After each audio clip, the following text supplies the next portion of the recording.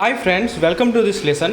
So in today's session we are going to discuss our BFM नया topic जो हमने add किया गया है दोस्तों इस बार सिलेबस में, उसे आज हम लोग डिस्कस करने वाले हैं। टॉपिक का नाम है external commercial borrowing and foreign investment in India. दोस्तों आपकी जानकारी के लिए मैं बता दूं कि मैंने अपनी अपकमिंग BFM एग्जामिनेशन पे लास्ट ईयर जो प्रीवियस ईयर जो पैटर्न क्वेश्चन पूछे गए थे जिसमें मैक्सिमम थ्योरेटिकल क्वेश्चन पूछे गए थे उसके लिए एक BFM MCQ डिस्कशन ग्रुप चालू किया है जो कि टेलीग्राम पे है। ये पेड मेंबर को अवेलेबल है। डेली बेसिस पे मैं 20 क्वेश्चन डालता हूँ मैकमिलन के हर एक पेजेस से और इसका बहुत ही लाभ मिलेगा आप लोगों को। इसमें जितने ही पॉसिबल क्वेश्चंस हो सकते हैं वो क्विज के फॉर्म में दिए जाते हैं और यदि आप लोग इसका लाभ उठाना चाहते हैं तो kindly WhatsApp me on the number. ना दोस्तों इस टॉपिक में जरा देखते हैं इस चैप्टर के अंदर क्या क्या टॉपिक हमें समझना है। सबसे पहले दोस्तों हम लोग समझेंगे कि एक्सटर्नल कमर्शियल बोरोइंग का कंसेप्ट क्या है। फिर दोस्तों हम लोग ECBs का दूसरे ऑपरेशनल कंसेप्ट को समझेंगे। Then after we will study what are the reporting requirements और फिर देखेंगे दोस्तों कि कैसे ECB को इक्विटी में कन्वर्ट किया जाता है, यानी कैसे हम लोग एक्सटर्नल कमर्शियल बोरोइंग को इक्विटी में कन्वर्ट करते हैं। और फाइनली हम लोग देखेंगे कि फॉरेन इन्वेस्टमेंट क्या होता है। दोस्तों जो लोग एक प्रॉपर तरीके से CIB की प्रिपरेशन करना चाहते हैं, कम समय है और यदि आपके पास स्टडी मटेरियल की रिक्वायरमेंट है, आपको स्टडी मटेरियल की रिक्वायरमेंट है, कंसाइज नोट्स, MCQs, हर एक यूनिट के लगभग 50 से 60 MCQs की रिक्वायरमेंट है और साथ ही साथ यदि आपको कोई रिवीजन सेशंस चाहिए सभी टॉपिक के तो आप हमारे CIB 2023 के पेड प्रोग्राम में इनरोल हो सकते हैं। हम लोग 5 सब्जेक्ट को कवर कर रहे हैं, 4 कंपलसरी सब्जेक्ट, उसके साथ इलेक्टिव पेपर HRM। आपको इस पार्टिकुलर प्लान के अंदर unit wise theory videos, unit wise theory PDF, unit wise MCQ videos, unit wise MCQ PDF सारा कुछ मिलेगा और प्लान का कॉस्ट है ₹799 for one subject and if you want to avail for all 5 subject will cost ₹2800। साथ ही साथ दोस्तों कुछ लोगों को केवल PDF की रिक्वायरमेंट होती है तो PDF का भी प्लान है हमारे पास। ₹299 का PDF है एक सब्जेक्ट के लिए और यदि चारों सब्जेक्ट को ऑप्ट करेंगे, पाँचों सब्जेक्ट को ऑप्ट करेंगे तो 1200 का PDF है। डिटेल जानकारी आप मुझे इस नंबर पर व्हाट्सएप करके प्राप्त कर सकते हैं। दोस्तों ये एक्सटर्नल कमर्शियल बोरोइंग का बेसिक ऑब्जेक्टिव क्या है? तो दोस्तों बेसिक ऑब्जेक्टिव ये है कि आप डोमेस्टिक कैपिटल को सप्लीमेंट करें।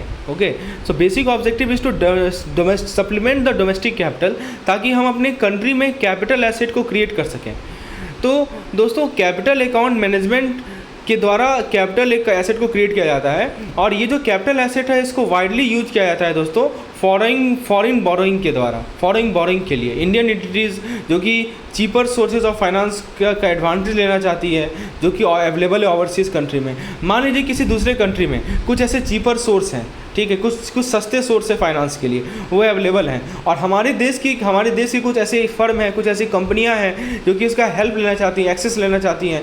तो दोस्तों इस कंसेप्ट को बहुत यूज किया जाता है जिसे हम लोग एक्सटर्नल कमर्शियल बोरोइंग कहते हैं। तो बेसिकली हमारे डोमेस्टिक कैपिटल को सप्लीमेंट करने के लिए इस बोरोइंग का यूज़ किया जाता है। हम लोग आज डिटेल में समझेंगे दोस्तों। सबसे पहले हम लोग इंट्रोडक्शन को समझते हैं कि बेसिकली एक्सटर्नल कमर्शियल बोरोइंग का मीनिंग क्या है। एक्सटर्नल कमर्शियल बोरोइंग एक तरह का कमर्शियल बोरोइंग है, नाम से ही क्लियर है दोस्तों। कमर्शियल बोरोइंग जो कि कौन रेज करता है? एलिजिबल रेसिडेंट रेज करते हैं, यानी हमारे जो रेसिडेंट हैं, हमारे जो निवासी हैं वो रेज करते हैं। कहाँ से रेज करते हैं? रिकॉग्नाइज लेंडर से रेज करते हैं। जो लेंडर देने वाला होता है, जो पैसा देने वाला होता है, रिकॉग्नाइजेबल है, ठीक है, रेज करते हैं। किस पर्पज़ के लिए रेज करते हैं? तो मीडियम और long term foreign currency dominated डेप्ट के लिए रेज करते हैं। दोस्तों ध्यान से समझिए, ECB यानी कमर्शियल बोरोइंग कौन रेज किया? हमारे रेजिडेंट एंटिटीज़ रेज किए। किससे रेज किए? तो रिकॉग्नाइज लेंडर से रेज किए। क्यों रेज किए? तो जो मीडियम कैसे रेज किए दोस्तों? जो मीडियम और long term foreign currency denominated डेप्ट है उसके लिए रेज किए। इसके अंदर दोस्तों इंडियन रुपीज़ डिनोमिनेटेड बोरोइंग भी आता है, ठीक है। तो इंडियन रुपीज़ डिनोमिनेटेड बोरोइंग हो सकता है या फॉरेन करेंसी डिनोमिनेटेड डेप्ट हो सकता है, उसके लिए उन्होंने रेज किया। और एवरेज मैच्योरिटी पीरियड कितना है? 3 साल का। 3 साल से ऊपर का इनका मैच्योरिटी पीरियड है। ये वैसे बोरोइंग है जिनका मैच्योरिटी पीरियड कितना है? 3 साल से ऊपर है।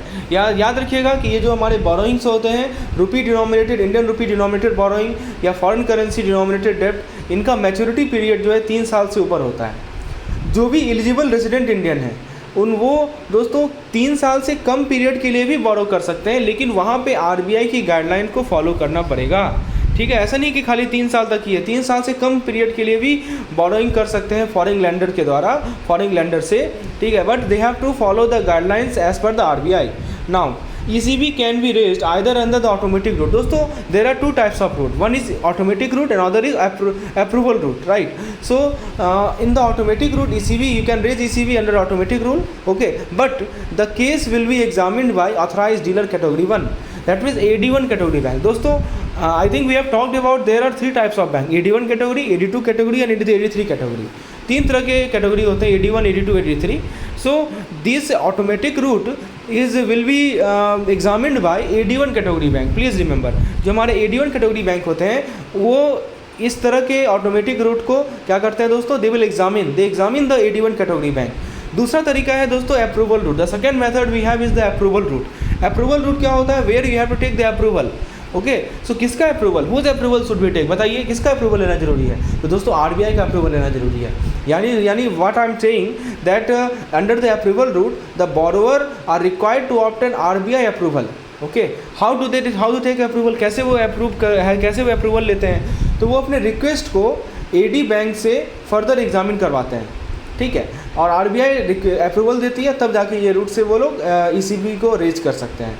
तो चलिए दो चीज़ समझ में आया कि क्या क्या पॉइंट बताया मैंने आपको. ECB कॉमर्शियल बोरोइंग है, जो कि कौन रेज करता है, हमारे रेजिडेंट एंटिटी रेज करते हैं. कहाँ से रेज करते हैं, कुछ रिकॉग्नाइजेबल लैंडर से रेज करते हैं. किस चीज़ के लिए रेज करते हैं, मीडियम और long term foreign currency denominated डेब्ट के लिए रेज करते हैं, ठीक है, और इसका पीरियड 3 साल तक का होता है, ठीक है, और 3 साल का एवरेज मैच्योरिटी पीरियड है. 3 साल से कम के लिए भी ले सकते हैं, लेकिन आपको RBI का अप्रूवल लेना पड़ेगा. 2 रूट है, ऑटोमेटिक रूट है, एक अप्रूवल रूट है. ऑटोमेटिक रूट में आपको एग्जामिन करवाना पड़ेगा, you have to get it examine by AD1 category bank, while in the approval route you have to get it examine by the AD bank for examination. Now FCY denominated ECB, foreign currency denominated ECB, तो it can be in any freely convertible foreign currency. Okay, दोस्त FCY denominated ECB, दोस्तों ECB का 2 type होता है, एक होता है FCY foreign currency और एक होता है INR. So one is FCY foreign currency denominated ECB and other is INR denominated ECB. So foreign currency denominated ECB can be in any freely convertible foreign currency. जैसे किस फॉर्म में हो सकता है, it includes bank loan, floating या fix rate notes, bond, debenture, okay, trade credit beyond 3 years. So FCY denominated ECB can be in any freely convertible foreign currency and it includes bank loans, floating fixed rate loan, bonds, debenture, okay. और इसके अलावा दोस्तों trade credit भी हो सकता है. हम लोग ट्रेड क्रेडिट को डिस्कस किए हैं दोस्तों, हमारे BFM का बहुत इंपॉर्टेंट पार्ट है ट्रेड क्रेडिट. जो भी ट्रेड क्रेडिट आपका 3 साल से ऊपर का होगा वो भी हमारा FCY foreign currency denominated ECB के अंदर आता है. कुछ FCCBs होते हैं दोस्तों, यानी फॉरेन करेंसी कन्वर्टेबल बॉन्ड्स होते हैं, that also comes under FCY denominated ECB.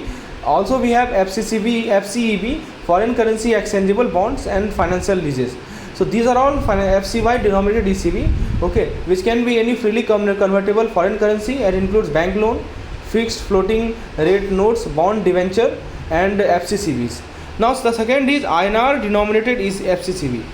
INR denominated ECB. INR denominated ECB में क्या आता है, बैंक लोन आता है, फिक्स्ड फ्लोटिंग रेट नोट्स आएगा, फिर उसके बाद बॉन्ड्स डिवेंचर आएगा, ठीक है. यहाँ जो बॉन्ड्स डिवेंचर है दोस्तों वो fully and compulsory convertible instrument से अलावा है. ट्रेड क्रेडिट जो कि 3 साल के बियॉन्ड है, foreign currency convertible bonds, foreign currency exchangeable bonds and financial leases including plain vanilla rupee denominated bond, all of these are included under INR denominated ECB. Okay, so आपको पता होना चाहिए कि फॉरेन करेंसी ECB में क्या क्या instrument है and what are the instrument which are included in Indian rupees denominated ECB. This thing to should be clear. What is the average maturity period of ECB? Please tell. The answer is it is average maturity period is 3 years, but it can be below 3 years, but you have to take the approval of RBI. Okay, and there are 2 routes through which ECB can be raised. One is automatic route, other is approval route. Automatic route के लिए दोस्तों आपको AD1 category bank की permission लेनी पड़ेगी, AD1 category bank को से examine करवानी पड़ेगी. और अब हमारा जो अप्रूवल रूट है for which RBI approval is required to be taken. Okay, this 3 thing we have covered. Now let's come to the concept of ECB. Let us discuss in detail what ECB is all about. Who are the eligible borrower, कौन कौन borrower हैं हमारे ECB में. तो पहला borrower है जितने भी इंटिटीज़ हैं जो कि FDI रिसीव करेंगे, वो are eligible to receive FDI, right. We have discuss FDI दोस्तों होता है फॉरेन डायरेक्ट इन्वेस्टमेंट। तो सरकार ने कैप दे रखा है, जैसे इंश्योरेंस सेक्टर में 74% का, ठीक है। डिफरेंट सेक्टर का ऐसा सेक्टरल एलोकेशन है सरकार का कि इस सेक्टर में इतना FDI है। तो जितने भी एंटिटीज़ हैं जिनको जो FDI का हेल्प ले सकते हैं, ठीक है, वो वहाँ पे दोस्तों वो हमारा एलिजिबल बॉरोवर्स हैं। कुछ सेक्टर्स ऐसे होते हैं दोस्तों जहाँ पे FDI का स्कोप नहीं है, राइट। तो वहाँ पे नहीं होगा, वहाँ पे सरकार का पूरा 100% सरकार का ये है, तो वहाँ पे आप इस मेथड को नहीं यूज कर सकते। लेकिन FDI जो भी एंटिटीज FDI रिसीव करेगी, they can raise money from using ECB। Second is eligible borrower is entities recognise a startup. Okay, central government जिसे स्टार्टअप रिकॉग्नाइज करती है as on date of raising ECB, जिस दिन ECB raise हो रहा है, ठीक है, एक्सटर्नल कमर्शियल बॉन्डिंग रेज हो रहा है, तो वो they are eligible borrower. Then port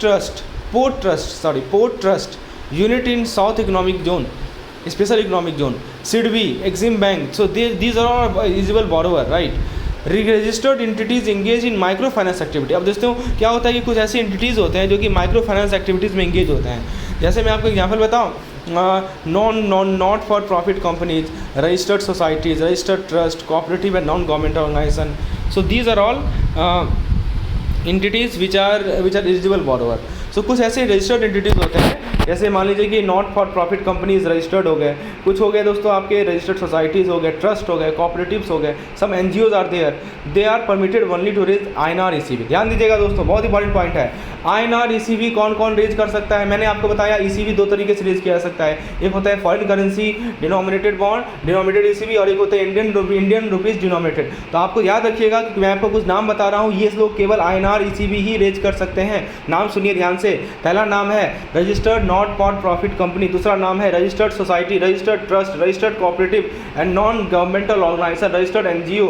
ये लोग को परमिशन दिया गया है कि केवल INR ECB को ही रेज कर सकते हैं। They can not raise foreign currency ECB। Please remember, question is 100% sure from this thing. आपसे पूछा जाएगा which of the following entities can raise money from foreign currency in ECB, ठीक है, फ्रॉम Indian currency ECB। Option A registered trust, option B registered companies, option C registered NGOs, और option D all of the above. तो answer हो जाएगा all of the above. ये सभी लोग INR ECB को ही रेज कर सकते हैं। They can not raise foreign ECB। Which of the following entities can not raise foreign ECB? Option A registered trust, option B registered companies, option C registered NGOs, option D all of the above. Answer will be all of the above. ये सभी entities जो है foreign currency ECB को raise नहीं कर सकते। Please remember, very very very important. Now let's see the next topic. चलिए मैं एक चीज़ क्लियर करते चल रहा हूँ। हमने ECB होता क्या है डिस्कशन किया, और ECB में कितने रूट्स होते हैं डिस्कशन किया, ECB में किस तरह रेज कर सकते हैं, कौन कौन से करेंसी में रेज कर सकते हैं, ये हमने डिस्कशन किया। Now let's discuss and use. What is the end use of ECB? सो दोस्तों अब मैं आपको नेगेटिव लिस्ट बताता हूँ जिसके लिए ECB प्रोसीड यूटिलाइज नहीं किया जा सकता। So let me tell you about the negative list for which ECB proceed cannot be utilized. The first thing is real estate activity. You cannot utilize ECB for real estate activities, right? The second is investment in capital market. Like capital market, money market, treasury, bond, all of these are included in capital market. So in the for investment purpose in capital market, you can't raise money by using ECB. For equity investment, for working capital purposes except from foreign equity holder. ध्यान दीजिएगा दोस्तों, जो आपकी working capital समझते हैं ना, day to day requirement की जो पर्पस होती है, तो वर्किंग कैपिटल पर्पस के लिए दोस्तों आप भी ECB प्रोसीड को यूटिलाइज नहीं कर सकते। लेकिन इसमें एक्सेप्शन है, यदि आप फॉरेन इक्विटी होल्डर से ले सकते हैं, ये एक्सेप्शन है, ठीक है। दूसरा है general corporate purposes except from foreign, जो आपका कॉर्पोरेट पर्पज है, that for that also you cannot raise ECB। Repayment of rupees loan, यानी रुपी का लोन है, उसको रिपेमेंट कर रहे हैं आप, आपने सोचा कि चलो ECB रेज कर लेते हैं, you can't do that. Okay, on landing to entities for ever activities.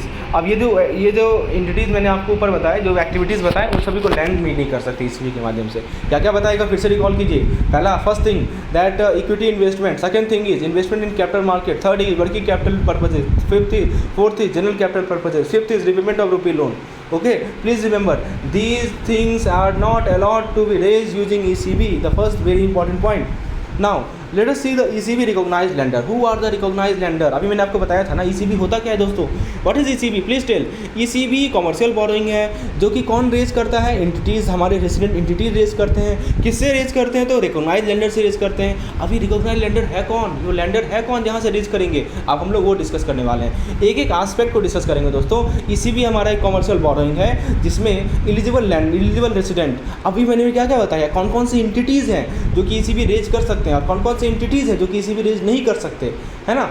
कौन कौन सी एंटिटीज़ हैं जो केवल आईएनआर में ईसीबी रेज कर सकते हैं, एफसीवाई में रिसीव इन फॉरेन करेंसी में रेज नहीं कर सकते। तो the first aspect we have taken care of. हमने पहला आस्पेक्ट को डिस्कस कर लिया कि ऐसे कौन कौन सी एंटिटीज़ है जो कि ईसीबी रेज कर सकते हैं। नाउ लेट्स डिस्कस कि ये रिकॉग्नाइज्ड लेंडर कौन है। Who are this recognised lender? Let's discuss.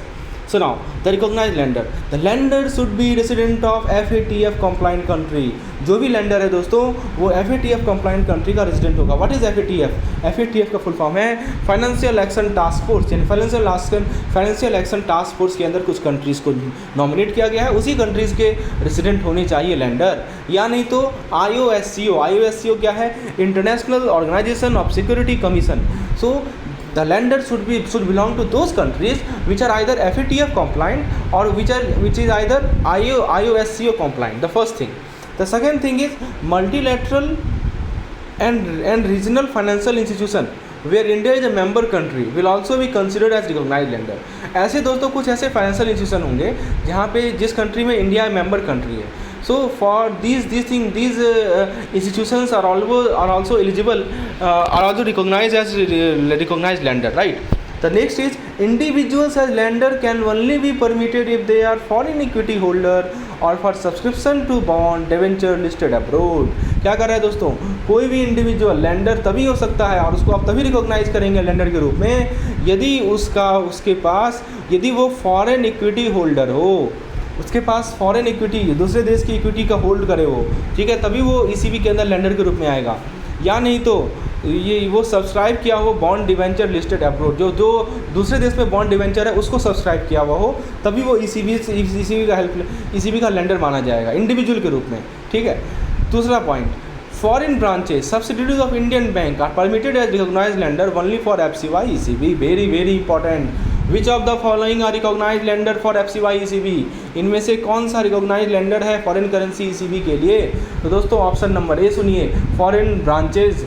Option number B, foreign subsidiaries of Indian companies. Option number C, of both the above. Option number D, none of the above. क्या होगा बताइए? मैंने अभी आपको बताया ना कि फॉरेन करेंसी ईसीबीज के लिए रिकॉग्नाइज्ड लेंडर हो सकते हैं हमारे देश के जो बैंक ही हैं, उन बैंकों के जो सब्सिडरीज हैं, उन बैंकों के जो फॉरेन ब्रांच हैं, so they can be also recognised lender, but they can only lend in foreign currency external commercial borrowing. They can't lend in Indian currency external commercial borrowing. Please remember. Next recognised lender is foreign branches subsidiaries of Indian bank subject to appropriate prudential norms. Yes, very important. Prudential norms उनके पास होना चाहिए, appropriate prudential norms होना चाहिए, वही participate कर सकते हैं arranger, underwriter, market makers, traders for रूपी डिनोमिनेटेड बॉन्ड इशूड ओवरसीज।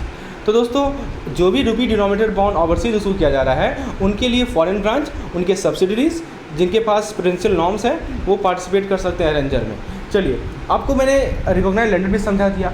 अब बात करते हैं नेक्स्ट आस्पेक्ट की। ईसीबी क्या होता है? कमर्शियल बोरोइंग होता है। कौन देता है? कुछ एंटिटीज़ होते हैं जो कि ले सकते हैं। किससे ले सकते हैं? तो रिकॉग्नाइज्ड लेंडर से ले सकते हैं। लेंडर में क्या क्या बताया आपको? रिकॉल कीजिए, हु आर द लेंडर्स। दोस्तों मैं वीडियो में हमेशा आपको रिकॉल करवाऊंगा, जितना बार आप रिकॉल करेंगे दिमाग में उतना चीज़ बैठेगा। बताइए दोस्तों ईसीबी के रिकॉग्नाइज्ड लेंडर कौन कौन से हैं? पहला लेंडर है दोस्तों जो FATF और IOSCO कंट्रीज़ के कंप्लाइंट हो। दूसरा लेंडर कौन है? जो मल्टीलैटरल और रीजनल फाइनेंशियल इंस्टीट्यूशन होगा। तीसरा लेंडर कौन है? इंडिविजुअल को लेंडर तभी माना जाएगा यदि उसके पास फॉरेन इक्विटी होल्डर हो या उसके पास कोई अब्रोड का डेप्ट हो या आपका डिवेंचर बॉन्ड हो या डिवेंचर हो। फिर मैंने आपको बताया कि फॉरेन ब्रांच या सब्सिडरीज हो इंडियन बैंक के, तो वो तभी ECY डिनोमिनेटेड एफसीबी का ही पार्ट हो सकते हैं लेंडर के रूप में। चलिए हमने डिस्कस कर लिया। अब बात करते हैं दोस्तों मिनिमम एवरेज मैच्योरिटी। अभी मैंने आपको बताया ना 3 साल का बताया था ना, और 3 साल से कम के लिए आपको RBI की अप्रूवल लेनी पड़ती है, मैंने बताया था। चलिए अब जरा देखते हैं कि इसके रिलेटेड नियम क्या है दोस्तों। MAMP क्या होता है? Minimum average maturity period. ये कितना है? 3 साल का है। अब इसमें मैंने आपको स्टार्टअप का नाम दिया था, याद है आपको स्टार्टअप? तो स्टार्टअप भी मान लीजिए बोरो कर रही है, उसके लिए भी MAMP यानी मिनिमम एवरेज मैच्योरिटी पीरियड 3 साल का रखा गया है। दोस्तों मैन्युफैक्चरिंग सेक्टर कंपनीज जो है वो ECB रेज कर सकती हैं MAMP of 1 year for ECB up to $50 million. ध्यान दीजिएगा दोस्तों, क्या कर रहा है, what they are talking about, they are saying that manufacturing sector जिसका 50 मिलियन $US तक का ECB एक साल के लिए MAMP पे रेज कर सकती है, ठीक है, पर फाइनेंशियल ईयर। मैं फिर से रिपीट कर दूं, फर्स्ट थिंग मैन्युफैक्चरिंग सेक्टर कितना रेज करेगी, 50 मिलियन $US कितने साल के लिए, एक साल के लिए, ठीक है, एक फाइनेंशियल ईयर में, ठीक है। ये MAMP को पावर दिया गया है कि वो MAMP मैन्युफैक्चरिंग सेक्टर को पावर दिया गया है कि they can raise ECB with MAMP of 1 year, ठीक है, up to $50 million manufacturing sector $50 million MAMP of 1 year, ठीक है, और फॉर पर फाइनेंशियल ईयर। तीसरा पॉइंट, यदि आप ECB रेज कर रहे हैं किसी फॉरेन इक्विटी होल्डर से और उसको आप वर्किंग कैपिटल उसको आप यूज कर रहे हैं वर्किंग कैपिटल पर्पज़ के लिए या जनरल कॉर्पोरेट पर्पज़ के लिए या रुपी लोन को प्री पेमेंट के लिए, ठीक है, for purpose other than capex, तो MAMP 5 साल का हो जाएगा। मान लीजिए आपने क्या किया कि किसी फॉरेन इक्विटी होल्डर से, मैंने बोला था ना कि फॉरेन इक्विटी होल्डर एक तरह का रिकॉग्नाइज लैंडर है, किसी भी फॉरेन इक्विटी होल्डर से आपने क्या किया, रिकॉग्नाइज लैंड करवाया, उससे पैसा रेज किया, ठीक है। लेकिन रेज किस पर्पज़ के लिए किया है, आपका जो वर्किंग कैपिटल है उसको फुलफिल करने के लिए, आपका जो जनरल कॉर्पोरेट पर्पज़ है उसको फुलफिल करने के लिए, आपका जो रुपी डिनोमिनेटेड लोन है उसको फुलफिल करने के लिए। तो दोस्तों उस केस में जो मिनिमम एवरेज मैच्योरिटी पीरियड होगा यानी MAMP होगा वो 5 साल का होता है। प्लीज़ रिमेंबर, सभी से क्वेश्चन रेज होगा। नेक्स्ट है, यदि ECB को आप यूटिलाइज कर रहे हैं वर्किंग कैपिटल पर्पज़ के लिए या जनरल कैपिटल पर्पज़ के लिए तो MAMP 10 साल का होगा, ठीक है। हाँ, लेकिन वो पैसा यदि आप रेज किए हैं फॉरेन इक्विटी होल्डर से तो MAMP 5 साल का होगा। यदि ECB को यूटिलाइज़ कर रहे हैं रुपी लोन को जो आपने डोमेस्टिकली लिया है कैपेक्स या नॉन कैपेक्स के लिए, ठीक है, और उस लोन का जो रिपेमेंट आप कर रहे हैं वो ECB के माध्यम से कर रहे हैं तो MAMP 7 साल होगा और 10 साल होगा। कैपेक्स के लिए 7 साल, कैपेक्स समझते हैं ना, कैपेक्स होता है कैपिटल एक्सपेंडिचर। मान लीजिए आपने लोन लिया कैपिटल एक्सपेंडिचर के लिए, कुछ ऐसा घर बनाना, कुछ ऐसा बिल्डिंग बनाना, ये सब आपके कैपिटल एक्सपेंडिचर होते हैं। उसके लिए आपने जो लोन लिया उसके पैसा को आप रिपेमेंट कर रहे हैं ECB के माध्यम से, तो उस केस में जो मिनिमम एवरेज मैच्योरिटी पीरियड होगा वो 7 साल का है। और यदि मान लीजिए आपका कैपिटल एक्सपेंडिचर नहीं हो, नॉन कैपिटल एक्सपेंडिचर है यानी रेवेन्यू एक्सपेंडिचर है, तो ठीक है, तो उस केस जो आपका डे टू डे एक्टिविटीज़ में जो खर्चा है उसके लिए है। तो नॉन कैपेक्स के लिए दोस्तों जो MAMP होता है वो 10 साल के लिए होता है, प्रोवाइडेड आपने जो पैसा रेज किया है वो ऐसे जो लोन नॉन कैपेक्स के लिए जो आपने रुपी लोन लिए हैं उसके रिपेमेंट के लिए है, ठीक है। एक बार क्विकली रिकॉल कर लेते दोस्तों, स्टार्टअप के लिए MAMP कितना है, 3 साल। ध्यान दीजिए, मेरी बातों को सुनिए, स्टार्टअप के लिए MAMP 3 साल। दूसरी बात, स्टार्टअप का MAMP 3 साल होता है, मैन्युफैक्चरिंग कंपनी के लिए MAMP 1 साल होता है, ठीक है। लेकिन मैन्युफैक्चरिंग कंपनी में रिस्ट्रिक्शन क्या है कि 1 साल में वो 50 मिलियन $US रेज कर सकता है, ठीक है। मैन्युफैक्चरिंग 50 मिलियन $US 1 साल, ठीक है। यदि आप फॉरेन इक्विटी होल्डर से ECB रेज कर रहे हैं, ठीक है, और उसको आप यूज़ कर रहे हैं अपने वर्किंग कैपिटल को फुलफिल करने के लिए, अपने जनरल कॉर्पोरेट को फुलफिल करने के लिए, तो MAMP है 5 साल। फिर से याद कीजिए, स्टार्टअप 3 साल, मैन्युफैक्चरिंग 1 साल, फिर आप यदि उसे यूज़ कर रहे हैं आप वर्किंग कैपिटल के लिए तो 5 साल, ठीक है। यदि आप केवल वर्किंग कैपिटल के लिए यूज़ कर रहे हैं, ठीक है, तो वो MAMP होता है 10 साल। और यदि आप रुपी लोन जो आपने डोमेस्टिकली अवेल किया है कैपेक्स और नॉन कैपेक्स के लिए वहाँ ECB यूज़ कर रहे हैं तो 7 साल। तो 1 साल किस में है बताइए, 1 साल है दोस्तों, 3 साल है, 3 साल 2 केस में है, देख ऐसे याद कीजिए, 3 साल है स्टार्टअप वाले केस में, 5 साल कहाँ है, ठीक है, 5 साल है दोस्तों यदि आप ECB रेज किए हैं कैपेक्स और नॉन कैपेक्स के लिए, ठीक है, और वो पैसा आप लिए फॉरेन इक्विटी होल्डर से तो 5 साल है। 3 साल है स्टार्टअप में, 5 साल है दोस्तों किस में, 5 साल है आपका वर्किंग कैपिटल पर्पज़ के लिए, वर्किंग कैपिटल पर्पज़ के लिए 7 साल है, ठीक है, 10 साल है। और यदि रुपी लोन का रिपेमेंट है तो 7 साल है और 10 साल है। चलिए तो इसको एक बार 2-3 बार देखेंगे तो आपके दिमाग में बैठ जाएगा, कोई ट्रिक से इसको याद कर लीजिए। अब बात करते हैं दोस्तों ऑल इन कॉस्ट सीलिंग की। Let us talk about all in cost ceiling. तो दोस्तों ऑल इन कॉस्ट सीलिंग का क्या मतलब है कि जो भी नए ECBs हैं उसमें जो सीलिंग रेट है वो है benchmark rate plus 50 basis point spread, 500 का, 50 नहीं 500 का। तो बेंचमार्क रेट आपका जो भी है प्लस उसमें आपको 500 बेसिक पॉइंट का स्प्रेड देना है। जो एग्जिस्टिंग ECBs हैं जो कि लाइवर से लिंक्ड है, लाइवर क्या होता है, लंदन इंटरबैंक ऑफर रेट, इसका बेंचमार्क ARR में चेंज हो गया है तो benchmark rate plus 550 basis spread, ठीक है। फिर है फॉर INR डिनोमिनेटेड ECB, तो benchmark rate plus 450 BPC spread. Benchmark rate खासकर INR में होता है prevailing yield of government of India securities of corresponding maturities, यानी सरकार जो उसी मैच्योरिटी के जो सिक्योरिटीज़ है उस पर जितना रेट दे रही है वही होता है हमारे रुपीज़ डिनोमिनेटेड ECBs के लिए, ये मैच्योरिटी के लिए। अब दोस्तों ऑल इन कॉस्ट के अंदर क्या क्या आता है? ऑल इन कॉस्ट के अंदर दोस्तों आता है आपका interest rate, other fees, expenses, charges, guarantee fee, ECA charge, ठीक है, चाहे फॉरेन करेंसी में पेड करें या इंडियन करेंसी में पेड करें, ठीक है, ये बात ध्यान रखना है। फिक्स रेट लोन में स्वैप कॉस्ट प्लस, चलिए ठीक है, ये इतना सफिशेंट है। अब बात करते हैं ECBs के अदर ऑपरेशनल कॉन्सेप्ट की। तो दोस्तों करेंसी का change of currency of ECB from one freely convertible foreign currency to any other freely convertible foreign currency as well as to INR is freely permitted. यानी दोस्तों आप ECB के currency को change कर सकते हैं किसी फ्रीली कन्वर्टेबल करेंसी से दूसरे फ्रीली कन्वर्टेबल करेंसी में या INR में, आप ऐसा कर सकते हैं, ठीक है। Currency changing is permitted. The ECB borrower will require to cover principal as well as coupon through financial hedges. The financial hedge for all exposure on account of ECB should start from time of each such exposure, ठीक है। यानी दोस्तों क्या कर रहा है कि जो ECB का जो बॉरोवर है, जो जिसने ECB रेज किया है, उसे प्रिंसिपल भी कवर करना है और उसे कूपन भी कवर करना है हेज के माध्यम से। हेज क्या होता है कि कोई भी एक्सपोजर हो, ठीक है, ECB के अकाउंट पे, तो वो ये जो हेज होता है वो कहाँ स्टार्ट होता है? Time of each such exposure. Next है जो भी एलिजिबल बॉरोवर है वो ECB रेज कर सकते हैं कम से कम $700 मिलियन का या इसके इक्विवेलेंट का पर financial year under automatic route. Automatic route मैंने आपको बताया था ना कि ऑटोमेटिक रूट के लिए जो है आपको AD1 कैटेगरी बैंक का एग्जामिनेशन करवाना पड़ेगा। तो कोई भी ऑटोमेटिक रूट के माध्यम से, मान लीजिए ऑटोमेटिक रूट के माध्यम से जितने भी एलिजिबल बॉरोवर हैं वो $750 मिलियन का या इसके इक्विवेलेंट का ECB रेज कर सकते हैं पर फाइनेंशियल ईयर। हाउएवर जो भी स्टार्टअप है, जो सेंट्रल गवर्नमेंट के स्टार्टअप है, वो मैक्सिमम $3 मिलियन ही रेज कर सकते हैं पर फाइनेंशियल ईयर। तो स्टार्टअप के लिए $3 मिलियन है और दोस्तों 750 मिलियन है, ठीक है, ऑटोमेटिक रूट के अंतर्गत। उसके बाद दोस्तों जो ये फॉरेन करेंसी डिनोमिनेटेड ECB है जो कि आपने डायरेक्ट फॉरेन इक्विटी होल्डर से रेज किया है, तो लायबिलिटी और इक्विटी रेशियो जो होगा ऑटोमेटिक रूट वो 7:1 से ज़्यादा नहीं होगा। यानी आपकी लायबिलिटी कितनी है, आपकी इक्विटी कितनी है। यदि इक्विटी 1 है तो उस पर लायबिलिटी आपका 7, मैक्सिमम 7 हो सकता है, यही मतलब हुआ। यदि मान लीजिए लायबिलिटी इक्विटी रेशियो का मतलब क्या हुआ कि आपकी इक्विटी यदि 1 है तो मैक्सिमम आप 7 टाइम्स लायबिलिटी ले सकते हैं। यदि 100 करोड़ है, यदि मान लीजिए 1 करोड़ है तो 7 करोड़ आप मैक्सिमम लायबिलिटी ले सकते हैं फॉर 1 करोड़ इक्विटी। यही कहा गया है फॉरेन करेंसी डिनोमिनेटेड ECB की केस में।